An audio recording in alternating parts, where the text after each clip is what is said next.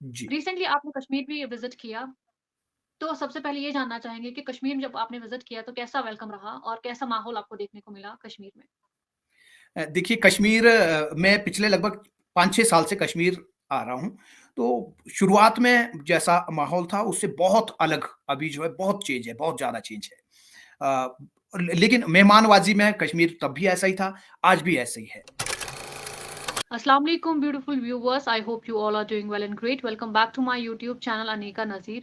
आज के video podcast में जो हमारे साथ गेस्ट जुड़े हैं उनका नाम है जीतू चौहान जी। जीतू चौहान जी एक ऑर्चिडिस्ट हैं और हिमाचल के शिमला डिस्ट्रिक्ट से बिलोंग करते हैं। नमस्ते Jeetu ji and thank you so much for joining my video podcast. नमस्ते, गुड इवनिंग मैम। बहुत अच्छा लगा कि आप कश्मीर में बहुत अच्छा काम कर रहे हैं, ख़ास करके यूथ के लिए और ये ज़रूरत भी है। और बहुत-बहुत धन्यवाद आपका अपने यूट्यूब चैनल पर पॉडकास्ट के लिए हमें निमंत्रण देने के लिए, इनवाइट करने के लिए। Thank you so much ma'am. Jeetu sir, जब भी हम बच्चों को देखते हैं ना, वो बड़े होते हैं तो उनके ज़हनों में ये डाला भी जाता है और बहुत सारे बच्चों के एम्स अलग-अलग होते हैं। बहुत सारे बच्चे कभी डॉक्टर बनना चाहते हैं, कभी इंजीनियर बनना चाहते हैं। लेकिन आपने जो फ़ील्ड चुना है फार्मिंग का और फार्मिंग में रेवोल्यूशन लाने का, कौन-सी ऐसी कड़ी है जिसने आपको ये सोचने पर मजबूर किया कि मुझे फील्ड पे जाना है और अपनी फार्मिंग जो है, एग्रीकल्चर जो है, वो हमारे देश का एक अटूट हिस्सा है। हमारा देश जो है मोस्ट ऑफ जी। जो लैंड है वो एग्रीकल्चर के साथ कनेक्टेड है। तो आपने कहाँ से वो मोटिवेशन लिया कि मुझे इस फील्ड में जाना है और फार्मिंग में रेवोल्यूशन लाना है और एक मिसाल बनना है? जी, एक्चुअली मैं हार्वेस्टिंग कर रहा था, ये बात 2010 की है।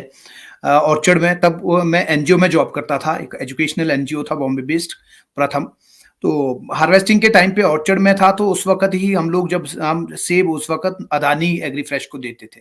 तो अदानी एग्रीफ्रेश से कॉल मुझे आया था कि जी आप जो है छोटे साइज़ का सेब भेज रहे हैं, ये हम लेंगे नहीं, आप शायद गड़बड़ी कर रहे हैं कि बड़ा साइज़ का सेब आप बाहर भेज रहे होंगे मार्केट में और छोटा साइज़ का हमको आप दे रहे होंगे, तो ऐसा उनको लग रहा था। तो मैं बड़ा शॉक्ड हुआ, मैंने कहा जी ऐसा नहीं है, हम तो सीधा उतार रहे हैं और आपको भेज रहे हैं सीधा क्रेट के अंदर डाल के, कोई ग्रेडिंग हम लोग नहीं कर रहे हैं। लेकिन उन्होंने जो है मुझे थोड़ा-सा हड़का दिया उधर से कि भई आप जो भी कर रहे हैं लेकिन हमको ये छोटा सेब नहीं चाहिए, ये सेब हमको नहीं चलेगा, ये बिल्कुल छोटा साइज़ का है।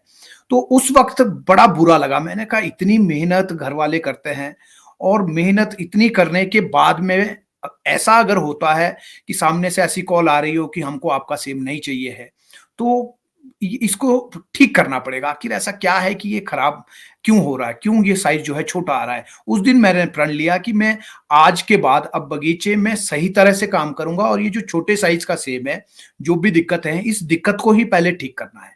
तो वहीं से ही मैंने जो है ये बगीचे के अंदर में काम करना शुरू किया कि अब मुझे जो है बगीचे की प्रॉब्लम्स को ठीक करना है, जो साइज़ छोटा आ रहा है या कलर प्रॉब्लम है, तो इन सबको मुझे ठीक करना है। फिर मैं वहीं से ही जो है बगीचे के अंदर में ही पूरी तरह से उसी के अंदर घुस गया। मैंने एनजीओ वाली जो मैं जॉब कर रहा था, वो मैंने छोड़ दिया और मैं 100% बगीचे के अंदर में ही काम करने लग गया।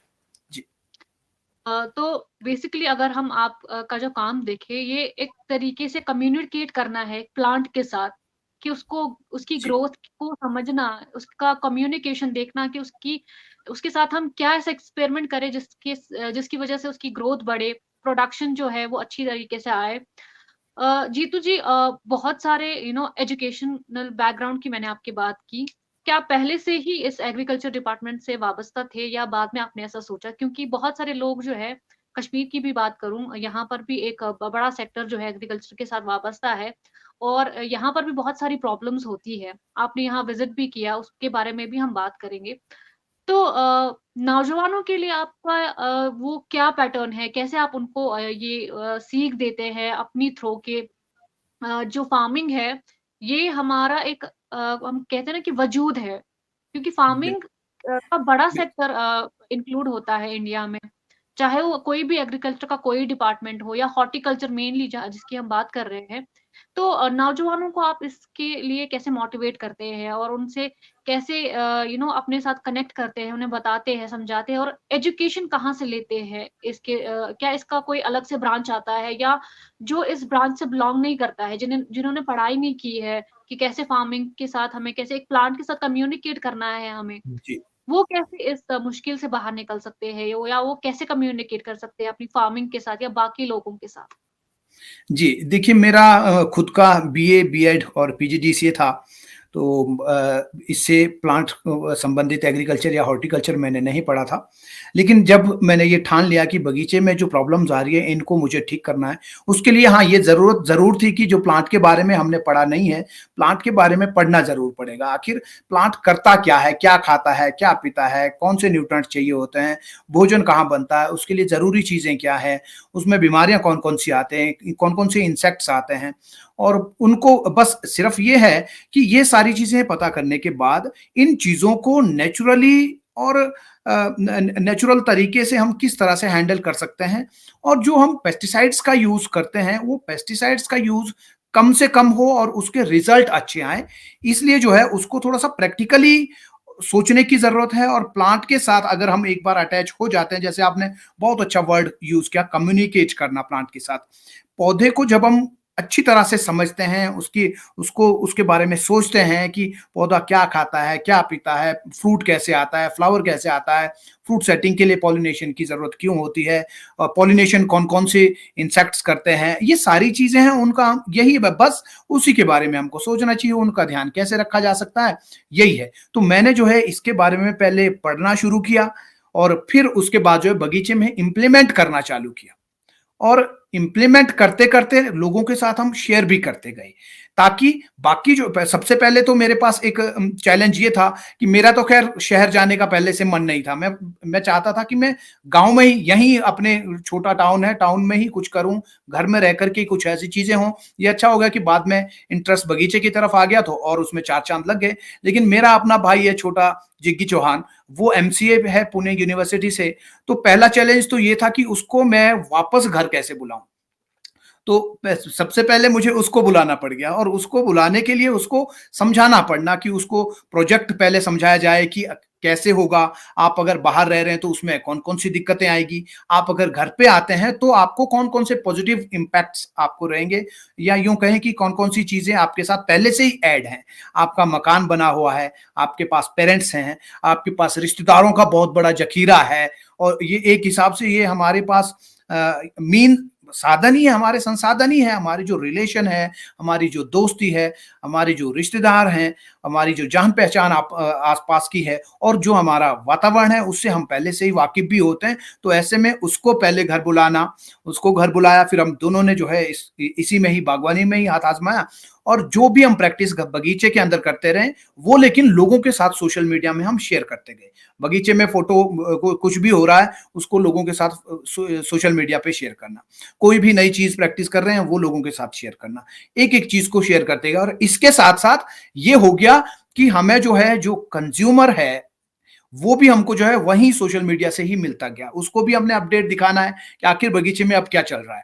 अब फ्लावरिंग हो रही है जी, अब फ्रूट सेटिंग हो रहा है। फ्रूट सेटिंग के लिए मधुमक्खियों की ज़रूरत होती है और मधुमक्खियों को हम मारते नहीं हैं, हम इंसेक्टिसाइड का यूज़ नहीं करते हैं। हम मधुमक्खियों को सँभालते हैं, उनकी केयर करते हैं, उनके लिए पानी का इंतज़ाम करते हैं, उनके लिए फ्लावर्स का इंतज़ाम करते हैं। ऐसा ये सारी चीज़ें कंज़्यूमर भी वहीं से अट्रैक्ट हो गया। अपने जो नौजवान हैं, उनको भी वहीं से ही नॉलेज मिल गया, उनको भी वहीं से ही जानकारी दी थी। तो ऐसे जो है हम लोगों ने यहाँ से शुरू किया था। जी।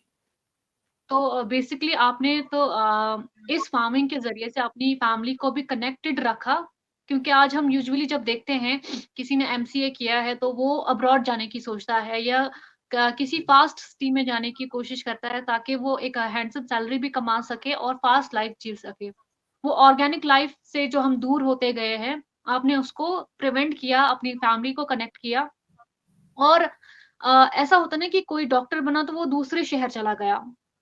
तो वो जो गाँव है वो पिछड़ा हुआ ही रहता है, उसमें कोई फ़ायदा नहीं होता है क्योंकि अगर वहाँ से कोई इंसान तरक्की भी करता है, वो दूसरे शहर जाके करता है। तो वो आपने सबसे पहला संसाधन जो किया वो अपने एरिया को एम्पावर करने का सबसे पहले तो आपने वो बेड़ा उठाया। वो उसके लिए एप्रिसिएशन आप बहुत ज़्यादा डिज़र्व करते हैं और आपको मिला भी है अभी तक।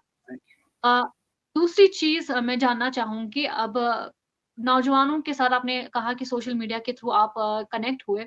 हिमाचल की जो फार्मिंग है समहाउ कश्मीर और हिमाचल का क्लाइमेट देखे या फार्मिंग पैटर्न देखे या कल्चर देखे, समहाउ कहीं न कहीं वो कनेक्ट करते हैं। तो हम आपसे जानना चाहेंगे कि हिमाचल की फार्मिंग जो है या अलग-अलग फ़ील्ड्स जो है फार्मिंग के, उनको आप कैसे डिफ़ाइन करते हैं? या उसको आप इन कंपैरिज़न टू कश्मीर कैसे देखते हैं? देखिए अगर हम बात करें क्लाइमेट की तो स्नो कश्मीर में भी आता है, स्नोफॉल होता है, हिमाचल में भी स्नोफॉल होता है। कश्मीर में कुछ इलाके में बहुत ज़्यादा स्नोफॉल होता है, 4 फीट, साढ़े 4 फीट, 5 फीट भी गिरता है, जो हाइट वाले 8,000 साढ़े 8,000 फीट एलिवेशन पे जो है शोपियान या गुलमर्ग के आसपास के इलाके हैं। और या बडगाम के ऊपर जो इलाके हैं, तोश क्या है वो, तोसा मैदान की तरफ जब जाते हैं तो। और ऐसे ही हिमाचल के अंदर भी है, कम स्नोफॉल वाले एरियाज़ भी हैं, हायर स्नोफॉल वाले एरियाज़ भी हैं। बस फ़र्क इतना है कि कश्मीर की जो लैंड है, वो सीधी है। फ्लैट लैंड्स है, काम करने के लिए वो अच्छी है, इजीली काम हो सकता है, मैनेज करना ऑर्चर्ड्स को इजी है, मैकेनाइजेशन बड़ी आसानी से और कम पैसों में हो सकती है, ऑटोमेशन कम पैसों में हो सकती है, जिससे कि इनपुट कॉस्ट को काफी कम किया जा सकता है अगर इसमें ध्यान दें तो। हिमाचल में एक दिक्कत जो मुझे नजर आती है, दोनों को अगर कंपैरिजन हम करते हैं, हिमाचल में ये दिक्कत है कि ऑटोमेशन मैकेनाइजेशन संभव नहीं है।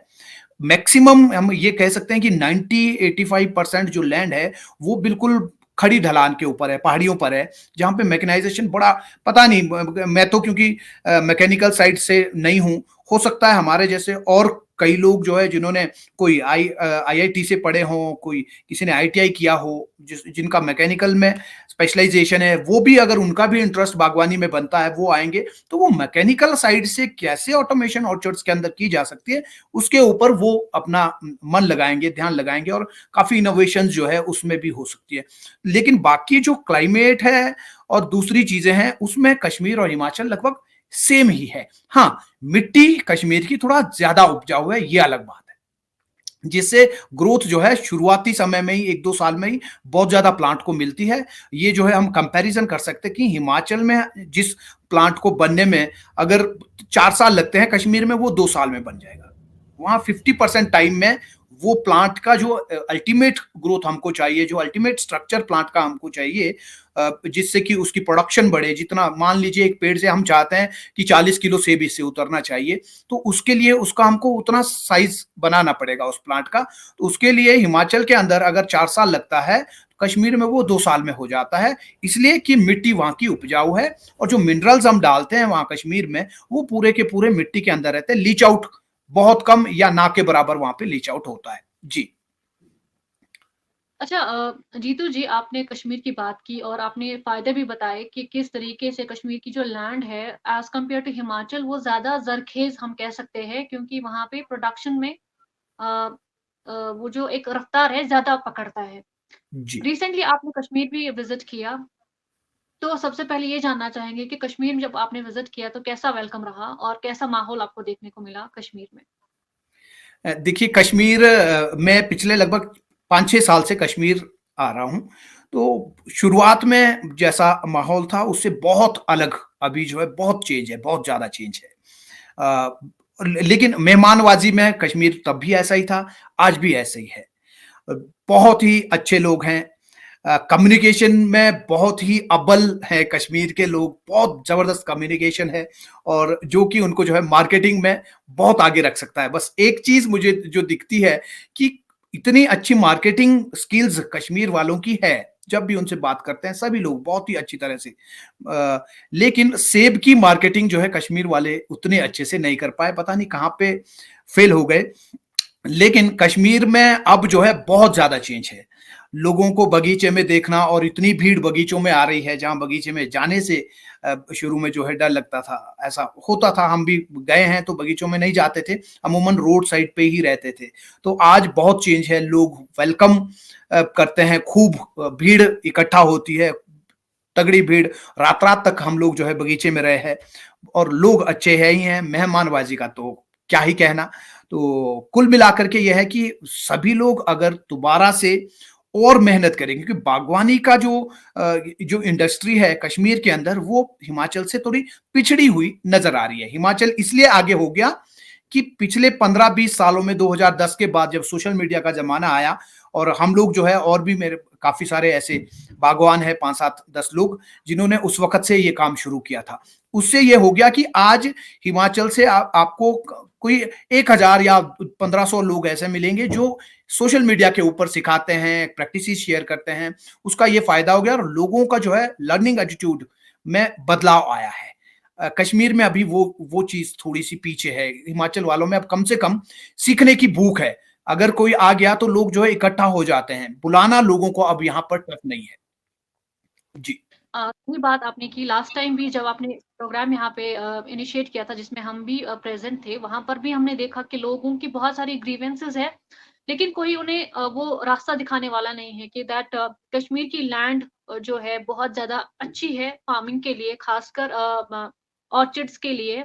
सेकंड थिंग यहाँ पे बहुत सारा लैंड जो है इसके साथ इन्वॉल्व भी है। तो क्या कहा जाता है कि हाईएस्ट जो कंट्रीब्यूटर है जे-एंड-के ही है, लेकिन उसके बाद भी बहुत सारी टेक्निक्स का पता नहीं है लोगों को। बहुत सारे वो जो रीजनल टेक्निक्स है उन्हीं तक सीमित हैं। तो आपने कैसे कनेक्ट किया कश्मीर के साथ और कैसे कश्मीर के भाई-बहनों को आपने चाहा कि वो भी इन टेक्निक्स का इस्तेमाल करें और अपनी जो इस फार्मिंग को है आगे लेकर जाएँ? और इन 5 सालों में आपने कोई आउटकम देखा या नहीं?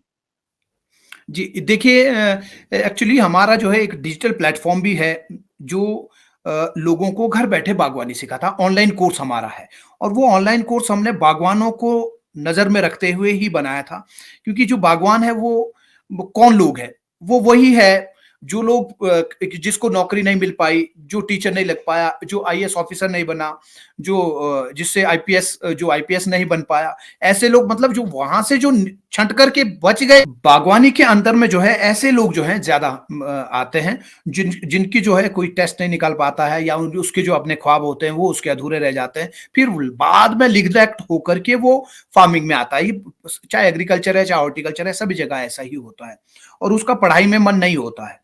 लेकिन बागवानी में अगर हमको आगे बढ़ना है तो अब ज़रूरत है कि बागवानी की पढ़ाई होनी ही चाहिए। अगर बागवानी की पढ़ाई नहीं है, तो फिर अब इसको प्रॉफ़िटेबल बनाना बहुत टफ़ हो जाएगा, क्योंकि इनपुट कॉस्ट बहुत ज़्यादा बढ़ गई हैं। खर्चे जो है वो हमारे अपने भी बढ़े हैं, बगीचों के अंदर के खर्चे भी बढ़े हैं और बेताशा इसलिए बढ़ गए हैं क्योंकि नॉलेज नहीं है। कोई बीमारी अगर है तो उस बीमारी को कंट्रोल करने के लिए एग्ज़ैक्टली हमको क्या-क्या छिड़काव करने चाहिए, कब-कब करने चाहिए, ये नॉलेज ना होने की वजह से इसलिए जो है ज़्यादा छिड़काव लोग कर लेते हैं और रिज़ल्ट तब भी नहीं मिलते, इसलिए खर्चा बढ़ जाता है। तो एक लेमैन को भी वो समझ में आ जाए, इसलिए हमने जो है एक ऐसा प्लेटफ़ॉर्म बना दिया, डिजिटल प्लेटफ़ॉर्म, कि लोगों को घर बैठे बागवानी सीखने को मिले और वो जो है हमारी जो किसानों की लैंग्वेज है, आसान भाषा में उसको जो है समझाया जाए। तो इसलिए हमने जो है एक ऐसा डिजिटल प्लेटफ़ॉर्म बनाया, तो उसमें जो है हिमाचल से खूब सारे लोग जुड़े हुए हैं। और अगर सोशल मीडिया की बात करें तो पाकिस्तान से भी लगभग हमारे पास जब डाटा आता है तो उसमें लगभग 3000 के लोग पाकिस्तान से भी जुड़े हुए हैं जो वहाँ बागवानी सीखते हैं और काफ़ी लोगों ने वहाँ कोर्स भी हमारे लिए हैं। पाकिस्तान में। नेपाल से लोग जुड़े हैं, हिमाचल, कश्मीर हो गया, उत्तराखंड हो गया, महाराष्ट्र, क्योंकि साउथ इंडिया में भी अब लोग सेब बागवानी करने लग गए हैं। अ, कोशिश कर रहे हैं लोग, कोशिश कर रहे हैं। तो ऐसे वहाँ से भी लोग जुड़े हुए हैं। इसलिए हमने कहा कि हर एक किसान को जो है ये जानकारी होनी चाहिए। कश्मीर पीछे काफ़ी टाइम से हम आ ही रहे थे और हमारे एनरोल मेंबर भी वहाँ पर है और हमारे पास टीम है पूरी, एक ऑफ़िस में टीम बैठती है, तो उनके उनके थ्रू लोगों के साथ कॉन्टैक्ट करना थोड़ा-सा, क्योंकि अपने पास अगर कोई सिस्टम बना है, तभी जो है इस तरह के काम किए जा सकते हैं। तो फिर हमने कश्मीर वालों से उनको कहा कि आप रिक्वेस्ट भेजिए, कौन-कौन चाहते हैं कि आपके यहाँ पे प्रोग्राम किया जाए, प्रूनिंग प्रोग्राम्स। तो हमको लगभग 1200-1300 रिक्वेस्ट आई, उनमें से हमने 50 प्रोग्राम हम लोगों ने कश्मीर के अंदर इतने टाइम में किए हैं। लेकिन बड़ी तेज़ी से वो प्रोग्राम हुए हैं। हम चाहते हैं हर एक बागवान जो है जिसको प्रॉब्लम्स आ रही है, उसकी प्रॉब्लम्स घर बैठे सॉल्व हो जाए और जैसी दिक्कतें मुझे आई थी, जब मैं शुरुआत में बागवानी में आया था तो बड़ी प्रॉब्लम्स थी, समझ नहीं आता था कैसे करें, कहाँ-कहाँ से लिटरेचर इकट्ठा किया। इंटरनेट को पूरा खंगाला। वाशिंगटन स्टेट यूनिवर्सिटी क्या कहती है, यूके की हॉर्टिकल्चर यूनिवर्सिटी क्या कहती है, बहुत कुछ लिटरेचर इकट्ठा किया, वो सब करके आज भी मैं सीखता हूँ। अभी पिछले बार ही मैंने 35,000 की एक बुक यूएस ने के बाद लोगों को जो है इजीली वो मिल जाए, इसलिए जो है ये प्लेटफॉर्म हम लोगों ने बनाया। तो लेकिन हर एक बागवान जो है उसको नॉलेज मिल जाए वो, क्योंकि हमारे यहाँ पर बहुत ज्यादा बागवानी के अंदर में बहुत ज्यादा ऑप्शंस है कि आदमी जो है इसमें खूब पैसा कमा सकता है। टूरिज्म, क्योंकि टूरिज्म को भी इसी के साथ जोड़ा जा सकता है। बागवानी भी कीजिए, टूरिस्ट का भी वेलकम कीजिए। इतने बड़े बड़े कमरे घर बनाए हुए हैं, हिमाचल में भी ऐसा ही है, कश्मीर में भी वैसे ही है। बड़े बड़े घर लोगों ने बगीचों में बनाए हुए हैं, 3-3 मंजिला मकान लोगों के हैं, और घर में रहने वाले 4 आदमी हैं, 6 आदमी हैं। अपने 3-4 कमरे टूरिस्ट के लिए रख दो, होम स्टे करवा दो, अपना सेब भी उनको बेचो, लोगों के साथ जान पहचान भी होगी, और भी बड़ा कुछ किया जा सकता है। तो ऐसे अगर हम नौजवानों को बागवानी में खींच पाए, अट्रैक्ट कर पाए, तो ये जो है हमारी एप्पल इंडस्ट्री को बहुत आगे लेके जा सकता है। और साथ ही साथ हमारा जो कल्चर है, हमारा जो अपना ताना बाना गांव का है, इलाके का है, वो भी साथ ही हमारा जो है वो भी बना रहेगा। और मजा तो एक्चुअली ऐसा मजा गांव में ही है। वो शहर में जितना मर्जी प्रॉपर्टी किसी के पास हो, जितना मर्जी पैसा किसी के पास हो, वो जो है वहां पर वो मजा नहीं आ सकता है जो गांव में हो सकता है। जी। आपने अपने फाइनेंशियल इंडिपेंडेंस की बात की। नौजवानों का एक बहुत ये इश्यू रहता है एम्प्लॉयमेंट का। जिसके घर में ज़मीन भी है, वो ज़मीन पर ध्यान ना देते हुए ये कोशिश करता है कि गवर्नमेंट जॉब मिल जाए। तो ये जो आप फार्मिंग कर रहे हैं, ये सिर्फ़ उस ऑर्चर्ड्स तक ही सीमित नहीं है।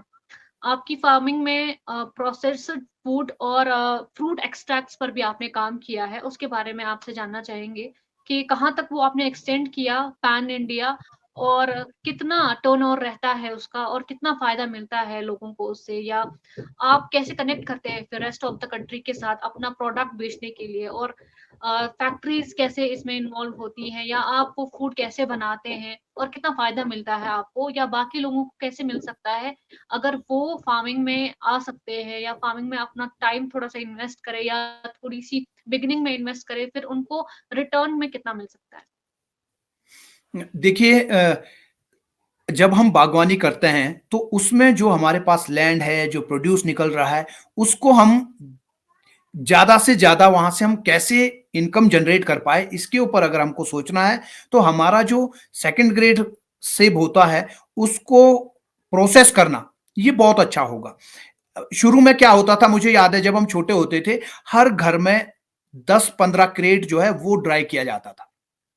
इतना सेब और नाशपाती हर घर में ड्राई करते थे। सर्दियों में जो है बच्चे वही खाते थे, चिप्स नहीं खाते थे, कुरकुरे नहीं खाते थे। आज एक घर का साल भर का, मुझे लगता है ज्यादा नहीं तो 5 से 10 हजार रुपए का बजट सिर्फ चिप्स और कुरकुरे में जाता होगा। ये 10 हजार रुपए बड़ा आसानी से बचाया जा सकता है और उल्टी इनकम जनरेट की जा सकती है। इससे क्या होगा, हर आदमी अगर 10 क्रेट को कंज्यूम कर लेता है, तो इससे मार्केट में जो फालतू सेब जा रहा है, एक्स्ट्रा जा रहा है, वो भी बचेगा। हमारे वो 10 हजार रुपए भी बच गए। हमारे जो गेस्ट आ रहे हैं उनको भी अगर वही हम थैली में डाल करके उनको ड्राई एप्पल्स दे देते हैं, ड्राई पियर देते हैं, ड्राई चेरी देते हैं, जूस हमने बनाया है, जैम हमने बनाया है, वो उनको देते हैं, हमारी मार्केटिंग भी उसी से होती है और हमको वहीं से ही हमारा जो है काम चालू हो जाता है। ये हो गया एक छोटे किसान के लिए या शुरुआती दौर में। धीरे धीरे वो कंपनी स्टैंडर्ड की तरफ जाना चालू करता है। हमारा जो है अभी जो हम प्रोसेस्ड आइटम बनाते हैं, जैम है, जूस है, चटनी है, अचार है, स्वीट्स हैं, ये सब जो है हम लोग, कैंडी है, ये सब हमारा जो है ऑनलाइन भी सेल होता है पहाड़ से ऑर्गेनिक्स.com के ऊपर। और इसके साथ साथ पैन इंडिया में हमारी जो है अलग अलग मेट्रो सिटीज में लगभग सब जगह ही रिटेल स्टोर्स भी हैं, तो उनके थ्रू भी जो है मार्केट में पहुंचता है, कंज्यूमर तक पहुंचता है। आप देखेंगे अगर आपने सेब का जूस पीना है, मार्केट में आपको सेब का जूस नहीं मिलेगा, ये सच्चाई है, मिलेगा ही नहीं। आप जो रियल का जिसको हम सेब का जूस कहते हैं, वो जूस होता ही नहीं है, वो कुछ और होता है, थोड़ा सा 5%, 7%, 10% उसमें वो होगा, कुछ भी पता नहीं क्या डालते हैं वो, और बाकी तो सब उसमें वही पानी होगा, चीनी होगी। जूस मार्केट में मिलता ही नहीं है और सेब का जूस पूरी तरह से बदनाम है। कोई भी सेब का जूस आप जूस के नाम पे जो बिकता है उसको खरीदो, उसमें सेब का तो टेस्ट ही नहीं है। सेब इतना मीठा फल है, उसका जूस इतना गंदा कैसे हो सकता है? हमने जब जूस बनाया तो उसका तो टेस्ट ही बहुत ही अलग होता है, बहुत मीठा होता है सेब का जूस। तो वो ये जो है अगर हम इसको बनाते हैं कश्मीर में तो और अच्छा है, टूरिस्ट इतना आने लग गया है और अभी और भी बढ़ेगा 2-4 सालों में। लोग सेब अपना फ्रेश फ्रूट भी बेचो, जैम भी बनाओ, जूस भी बनाओ, चटनी भी बनाओ, ड्राई एप्पल्स भी बना करके उनको भी अपने खेत के कोने में एक छोटा शेड बना करके वहीं पे सेल किया जा सकता है। इससे भी अलग से इनकम लोगों को मिलेगी। जी। जीतू जी, आपसे एक आखिरी सवाल मैं पूछूँगी कि एग्रीकल्चर के सेक्टर में आप कश्मीर और हिमाचल को अगले आने वाले सालों में कहाँ देखते हैं? देखिए अभी जो है थोड़ी चेंजेस आने चाहिए बागवानी के अंदर में। जो दिक्कतें हैं, जो पेस्टिसाइड्स का यूज हो रहा है, अंधाधुंध यूज हो रहा है, या यूं कहें कि जरूरत नहीं है फिर भी डाला जा रहा है। पेस्टिसाइड के यूज को कम करने की जरूरत है। हाई डेंसिटी की तरफ जहां जा रहे हैं उसके लिए नॉलेज गेन करने की जरूरत है। अगर लोग संभल गए टाइम से, अगर नॉलेज गेन कर लिया लोगों ने और नॉलेज के साथ मॉडर्न एप्पल फार्मिंग अगर करते हैं, मॉडर्न फार्मिंग अगर करते हैं, तो इसमें जो है हमारी इंडस्ट्री, एप्पल इंडस्ट्री, चाहे कश्मीर है चाहे हिमाचल है, ये बहुत आगे, क्योंकि गुंजाइश इसके अंदर है। अभी हमारी जो प्रोडक्शन है, एवरेज प्रोडक्शन हिमाचल की 7-8 मीट्रिक टन पर हेक्टेयर है। इटली की अगर देखें तो 42 है, यहां से लगभग 5 गुना ज्यादा। तो ये हमारे पास गैप है, इस गैप को भरना बहुत जरूरी है और इसको अगर हमने भर दिया, हमने प्रोडक्टिविटी को 4-5 गुना ऊपर कर दिया, तो हमारी इनकम भी जो है 4-5 गुना ऊपर हो जाएगी। प्लस इनपुट कॉस्ट को हम जो है आधा तक कम से कम कर सकते हैं, वहां से भी हमारी बचत होगी। तो इसमें जो है खूब सारी गुंजाइश है, लेकिन बस एक चीज है कि लोग जो है समय रहते जाग जाएं, सीखें। सीखने के बाद ही बगीचे में कोई भी एक्टिविटी है तभी करें। बेवजह कोई एक्टिविटी बगीचे के अंदर, चाहे खाद डालना है, चाहे कोई स्प्रे करना है, चाहे प्रूनिंग है, चाहे थिनिंग है, कुछ भी है, वो नॉलेज के बाद ही किया जाना चाहिए और उसका अल्टीमेट रिजल्ट हमें क्या मिलने वाला है, तब अगर वो हमको पता है तभी हमको जो है वो कोई भी एक्टिविटी बगीचे के अंदर करनी चाहिए। ये अगर कर दी तो हम जो है, इतनी बड़ी पॉपुलेशन हमारी है, दुनिया के नंबर 1 देश है हम पॉपुलेशन के मामले में, अभी भी ऐसी बहुत बहुत बड़ा हिस्सा जो है पॉपुलेशन का ऐसा है जिन्होंने सेब को अभी तक ढंग से देखा तक नहीं होगा। तो ये इस फ्यूचर ब्राइट है, बस डल खाली इसलिए नजर आता है मुझे कि लोग जो है इसको सीरियसली ले नहीं रहे हैं। प्रोफेशनली जो होना चाहिए वो नहीं हो रहा है। बागवानी को प्रोफेशनली जरूरत है, इसको पढ़ने की और अंदर उतारने की जरूरत है, और इसको अगर हमने सही से किया तो फिर इसमें पैसा ही पैसा है। ऐसा जो है अगर समय रहते लोग जो है जाग गए और सीखना चालू करके इंप्लीमेंट करना चालू किया, तो हमारी जो एप्पल इंडस्ट्री है बहुत ही जल्दी और इससे 3-4 गुना ऊपर जा सकती है। कश्मीर 15,000 करोड़ के आसपास है, तो इसको जो है 60,000 करोड़ तक ले जाया जा सकता है 3-4 साल के अंदर, 5 साल के अंदर। हिमाचल का भी वैसे ही है, 6,000 करोड़ है, इसको जो है 20-22, 4 गुना अगर होता है, आप खुद ही देख लो। 8 मीट्रिक टन हमारा है, 40 मीट्रिक टन इटली का है और 70-80 metric ton per hectare New Zealand का है। इतना अगर हो गया तो हमारी 4 गुना बढ़ गई प्रोडक्शन क्या, हमारी जो इकोनॉमी है एप्पल इंडस्ट्री की, वो 4 गुना बढ़ गई। तो इतना जो है इसके अंदर में अभी गुंजाइश है। बस जरूरत है कि लोगों को सीखने समझने की और सीख समझने के बाद बगीचे में इंप्लीमेंट करने की जरूरत है। जी। बहुत अच्छा लगा आपके साथ ये इनसाइटफुल डिस्कशन करने में, जो एक बहुत ही इम्पोर्टेंट और जो हमारी पूरे देश से जुड़ा हुआ सेक्टर है, फार्मिंग का सेक्टर, उस पर आपके साथ ये इनसाइटफुल डिस्कशन बहुत ही, आई थिंक जो भी लोग इसे देखेंगे, जो फार्मिंग से जुड़े हैं, उनको बहुत फ़ायदा मिलेगा। जीतू जी, आपकी भी एक यूट्यूब चैनल है, आप अपने यूट्यूब चैनल के बारे में भी लोगों को बताइए ताकि वो उसे सब्सक्राइब करें और वो भी इससे एजुकेट हो सकें और अपनी फार्मिंग में इसको वो इंक्लूड कर सकें। बहुत बहुत धन्यवाद आपका अनिका नाजिर जी, बहुत बढ़िया आप काम कर रहे हैं। हम जिस दिन मिले थे प्रोग्राम के दौरान, save youth save future foundation भी उस प्रोग्राम के अंदर में स्पॉन्सर थी उस प्रोग्राम की।